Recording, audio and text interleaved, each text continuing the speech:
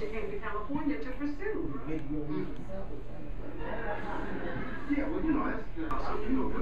Got Mr. Chism here, running for General Section Clerk Office. We want to put him there. It's more than the pleasure to be here and to the best hair cutter in the town. And you know what? He even sell hardwood. And they bad too. Y'all need to get some.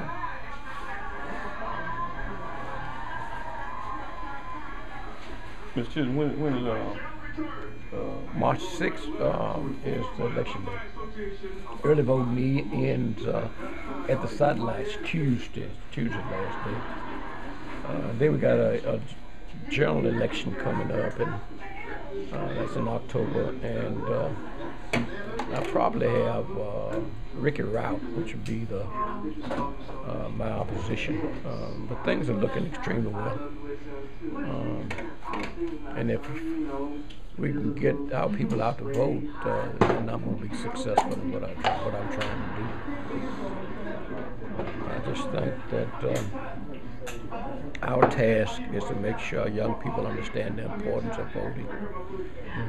Because every day a law is passed that governs what's going to take place in our lives, and if we don't vote, we have to accept what they give us. We got to get to the place to get our young people involved in voting on a consistent basis. right? Can I ask you one question? Yes, sir. What by you getting in the office, how would it benefit the city?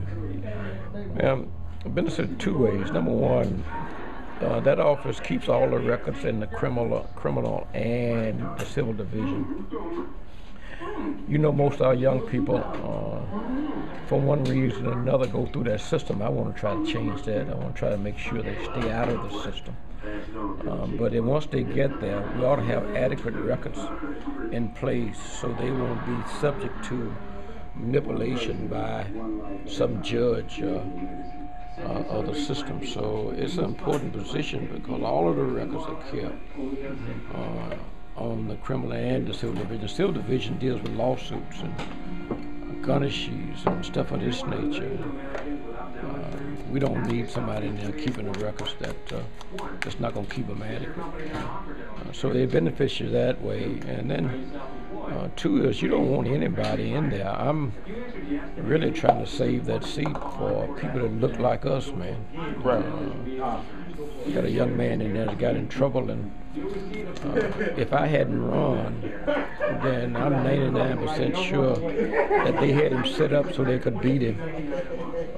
Ricky Rout, you know, it's a long time. The Rout name is a long established name in this community, and they felt that if they could get him with I don't know what to call this thing, with our prior General Section Clerk, they could beat him.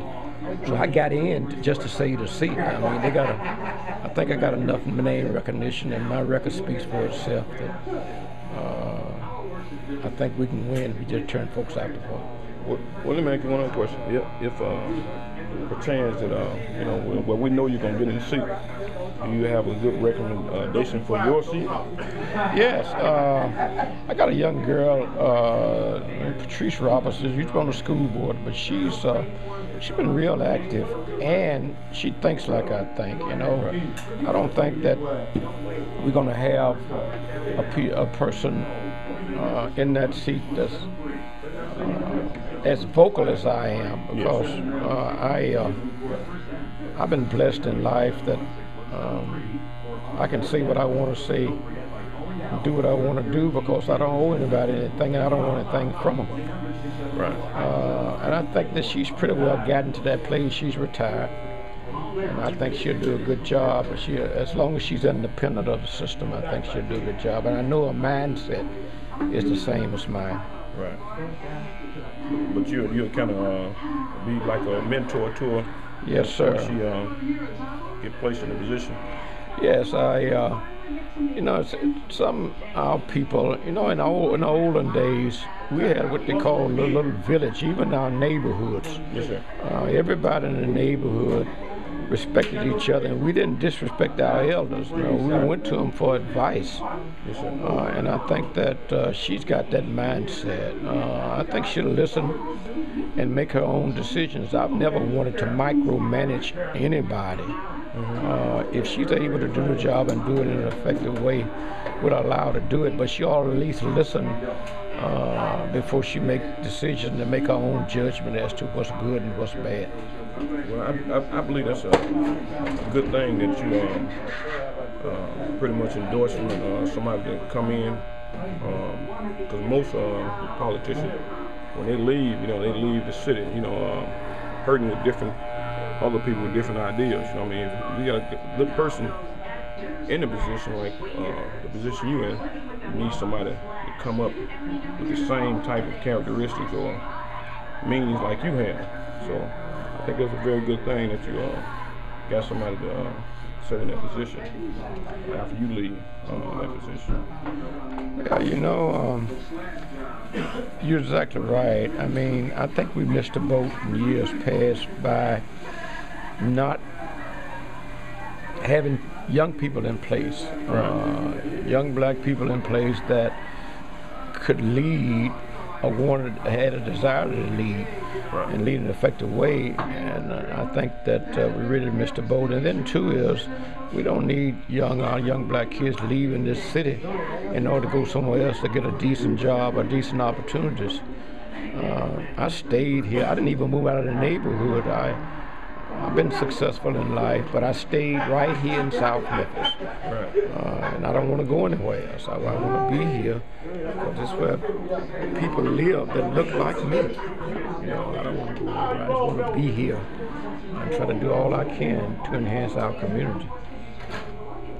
Well, let me ask you another question. People say because a person is a certain age, they don't have the ability to do the job. That's usually the philosophy and the concept that the system used in order to keep us out. If you remember, when they first integrated the entire system, school system, lunch counters, and everything else, and all of the public facilities, they first said that we didn't have anybody qualified to do anything. But as soon as we started marching and boycotting, they found qualified black folks everywhere. So they're going to use that philosophy and theory on a consistent basis. In fact, I find that even in the commission, I've been down there for 6 years, and I have to fight on a consistent basis to have young black companies involved in the everyday bidding process of our local government. So that's an argument they have, and if we're not careful, they'll take us back to the 1600s, because that's their philosophy and theory. Just keep us down, keep us in a position that we can't compete. We just got to get out of that. Now people got to get out of it. We got to do what's right for the masses and make sure we get it done. So I think we're going to be fine going forward, as long as we educate our people, our young people. Because you and I, you're not quite as far as I am, but I've gotten to my twilight years, and shoot, young people like yourself, man, can do a lot for our community. And don't ever leave it. Just stay right in the middle of your community, man. That's the key to it. And try to enhance your community. I think you're going to do well. Well, I'm sure this is going to be aired all over. It's going to reach a lot of people. What would you like to say to Memphis, the community to Memphis? Two things. One is that stay involved in the political arena. Make sure your grandkids and your kids get out and vote. Because like I said earlier, every day there's a decision made in the public arena that affects your life. And if you don't get out and vote, you have to acquiesce to what's taking place. Second thing is get involved in your community to the degree that we become a nation of people within the confines of our own community. Because if we can do that, I think we'll be able to do what's necessary in order to enhance our lives. When God took the children out of Israel, He took them out of there because they were being depressed by a ruler that didn't have their best interests at heart. So we don't need to leave our community. God ain't not going to take us out of our community. He's going to leave us here, but we got to make it possible for us to be progressive in everything we do. That's for the older generation to teach and the younger generation to listen. We do that, we're going to be fine. Well, tell your live viewers, you have the #1 representative, the #1 person representing Memphis, Mr. Chism. He's a legacy in Memphis. You may not know behind the scenes what he do. He do a lot for the city. People just don't know what he have done, but I know what he have done. He has inspired a lot of young men and young women, and he's just a great access to Memphis. And what we need to do, we need to get together, go to the poll, and put a good man in office. You have never heard of Mr. Chism doing anything any type of corruption, or he don't have to steal or need anything, but he just needs your vote. And I believe if you vote for him, he will make a difference. We thank you all. As a matter of fact, he's doing an interview at Kings of Cuts Barber, 4114 South Plaza, Memphis, Tennessee, at the corner of Evans, Presley, and Range, across from the Nike warehouse store. Please come and give us some business. All right. Mr. Chism, I'd like to thank you for giving Kings of Cuts Barbershop an interview to speak to the people, let us know some things that you would be doing for the Memphis and the benefits for you being into the office. And we'd like to thank Memphis for even listening to this great interview. Thank you for being the person that you are and the service that you give this community in all ways. And we need to make sure that we patronize people that have our interests at heart.